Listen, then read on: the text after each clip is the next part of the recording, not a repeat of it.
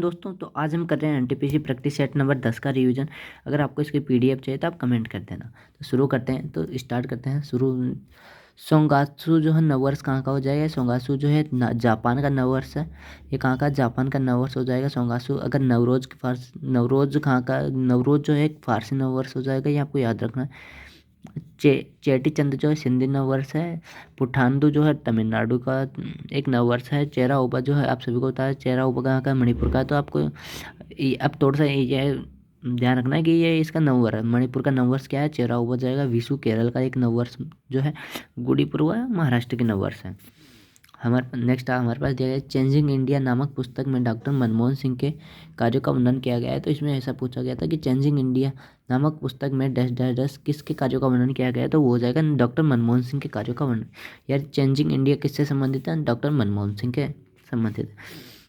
आप सभी को पता है डॉक्टर मनमोहन सिंह का कि अभी जो हाल ही में डेथ हो गई, वो उनके जो मृत्यु हो गई, तो ये इसलिए इम्पोर्टेंट है। तो उनके बारे में कुछ महत्वपूर्ण पॉइंट है।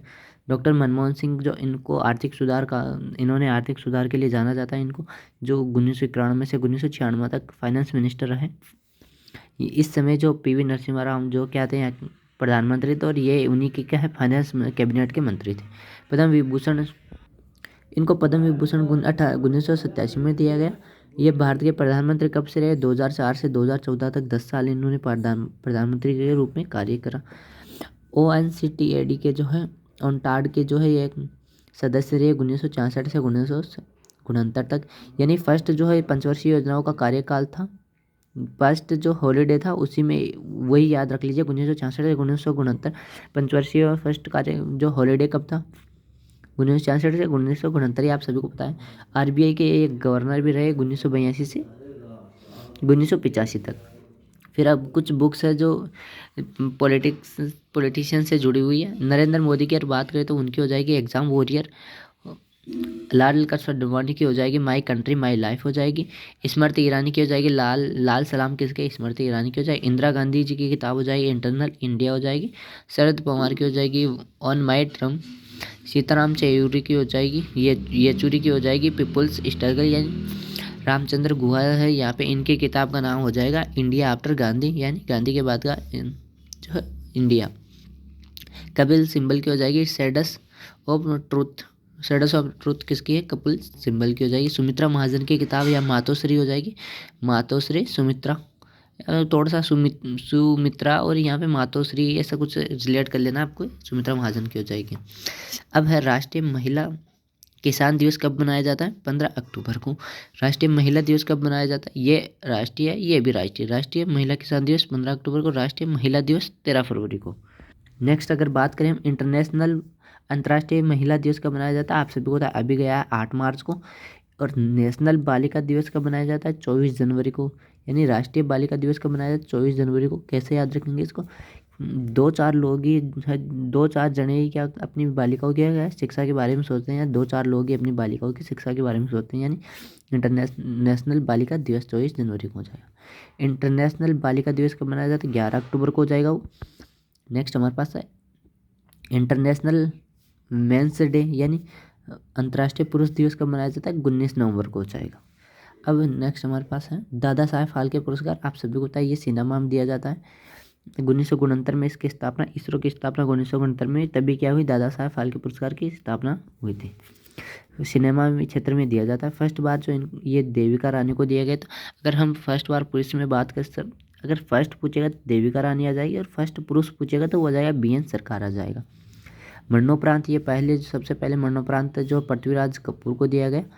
इसके अगर बात करें इसमें क्या दिया जाता है? इसमें 10 लाख रुपए, एक स्वर्ण कमल और एक शॉल दी जाती है। 2024 में जो दादा साहेब फाल्के पुरस्कार मिले वो मिले मिथिन चक्रवर्ती जी को, और ये 54वें नंबर का मिला। इससे पहले 53 लोगों को मिल चुका है। UNO के सबसे पहले महासचिव कौन थे जो अफ्रीका महाद्वीप से संबंधित थे? यानी UNO के कौन से सचिव जो पहले थे जो अफ्रीका से थे? तो हो जाएगा बुतरस घाली हो जाएगा। बुतरस घाली UNO के पहले महासचिव थे जो अफ्रीका महाद्वीप से संबंधित थे। UN के पहले महासचिव कौन थे? वो त्रिंगवेली नॉर्वे के थे। 1946 से 1952 तक रहे। त्रिंगवेली कहाँ के हैं? नॉर्वे के हो जाएंगे। UN के पहले महासचिव थे। वर्तमान में महासचिव किसके, यूएन के वर्तमान में महासचिव एंटोनियो है, पुर्तगाल के जो है। अंतर्राष्ट्रीय अंतरिक्ष अनुसंधान समिति ISRC की स्थापना कब हुई, 1962 में। इसरो की स्थापना 1969 में। और IR समिति अंतर्राष्ट्रीय भारतीय अंतरिक्ष अनुसंधान समिति कब बनी, 1962 में। और इसरो की स्थापना कब की, 1969 में। आपको याद रखना है। नासा कहाँ की है, नासा USA की है। इसकी स्थापना 29 जुलाई 1958 को हुई थी। और नासा की अगर बात करें, नासा का फुल फॉर्म हो जाएगा national aeronautic space agency. Vikram Sarabhai अंतरिक्ष केंद्र कहाँ पर है, केरल में हो जाएगा, तिरुवनंतपुरम में। केरल के तिरुवनंतपुरम में विक्रम साराभाई हो जाएगा। स्थापना किसने की, विक्रम साराभाई ने। अंतरिक्ष अनुप्रयोग केंद्र कहाँ पर हो जाएगा, ये अहमदाबाद में हो जाएगा, 1972 में। आपको इम्पोर्टेंट लगा लेना है ये दोनों, और ये भी तीनों समितियों जो इम्पोर्टेंट है।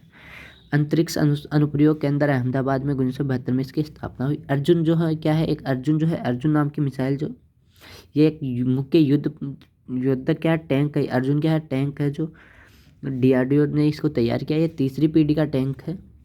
तेजस हल्का लड़ाकू विमान है जिसको HAL ने तैयार किया है। भारत की पहली स्वदेशी परमाणु बैलिस्टिक मिसाइल पनडुब्बी कौन सी थी, वो INS अरिहंत हो जाएगी।